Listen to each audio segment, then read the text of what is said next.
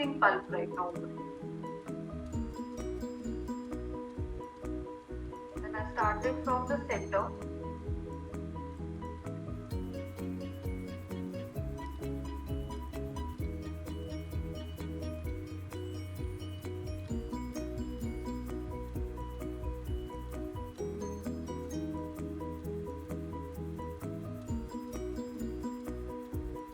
While placing, I try to kind of start giving it a shape.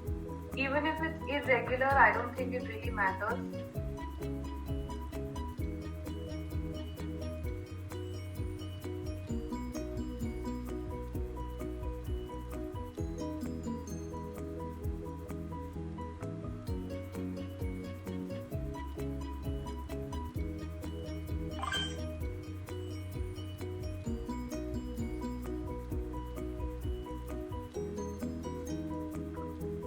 My pulp is almost over here.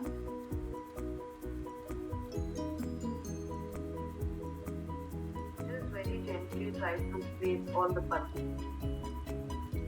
over the image.